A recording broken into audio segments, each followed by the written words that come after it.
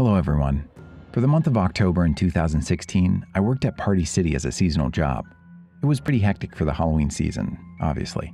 I got stuck on the night shift on weekends since I didn't have early classes. The location I worked at changed its closing hours on weeknights to 11 p.m. during the Halloween season. My shift would start usually at 5, and I'd work till close, and the rush would die off after 9. After 10, there would be hardly anyone left in the store, especially on weekdays. On my shift in the day in question, I started work at what was referred to as a costume grabber. I would be told on walkie-talkie what costume and what size to grab so that I could hand it to the customer and they could try it on. After it quieted down and later on in my shift, I was told to start cleaning up the aisles and restocking and bringing stuff from either up from or down to the basement. That got tiring quickly because it was a lot of walking up and down stairs. Past 10, there were only about 4 of us still working. A girl named Maria working the cash register, Kyle cleaning up the aisles and stocking, Ashley, the supervisor for the night shift, and then me, the back and forth basement work. The basement was at least connected straight to the upstairs costume storage room, so it wasn't a super long walk from the basement. I took a 10-minute breather and then went to continue lugging boxes from the basement up to the costume storage room. The lights of the basement had been recently turned off by someone. I figured Ashley, so I flipped the light switch back on, and down into the basement I went. As I was lifting a box of girls' costumes, I heard something fall on the other side of the basement.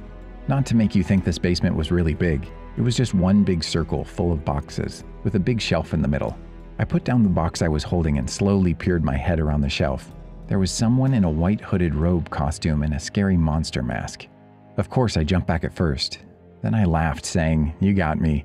Whichever of my coworkers was in the costume didn't speak though. They just tilted their head to the side a bit, as if they were still messing with me. I had a feeling it was Ashley at first, even though she would supervise. Some nights, she was a clown. But then I realized this person was way too tall to be Ashley, so it had to be Kyle. I tried approaching him to remove the mask, and he just backed away from me though. Then I looked down at the boots on his feet. They were dirty, heavy work boots that I knew for a fact Kyle wasn't wearing. I started getting shivers and I went back upstairs without running to avoid suspicion. I shut the basement door and went straight to Ashley, who was talking to Maria by the register. I asked, "Where's Kyle?" And he literally called, "What's up?" from a nearby aisle. That's when panic set in. I asked if there was anyone working that night, and she said everyone went home. So I told her someone was in the basement in a costume who didn't belong there. Kyle and Ashley came with me to the basement so I could prove it to them. But like any cliche horror scenario, whoever was down there was gone. There was a back exit in the upstairs costume room for unloading truck shipments. It was possible that the intruder exited through there.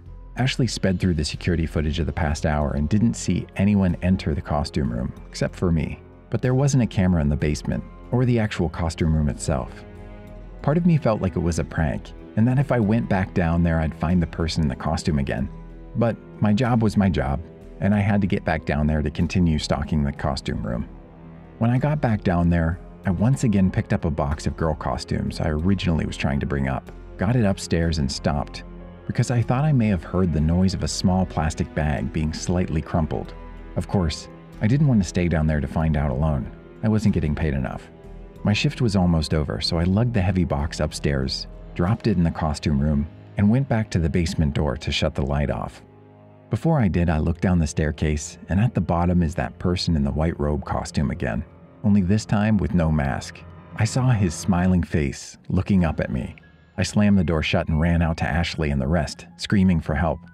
They came as fast as they could to the costume room, but the back door inside the costume room was as wide open as the basement door.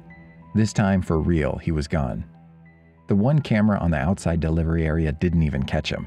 I don't really know if that intruder managed to steal anything other than the costume he was wearing. For all I know, it could have been just one big Halloween prank, or he might have been there looking to actually hurt someone.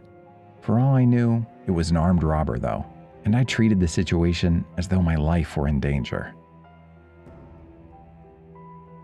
Did you like this story?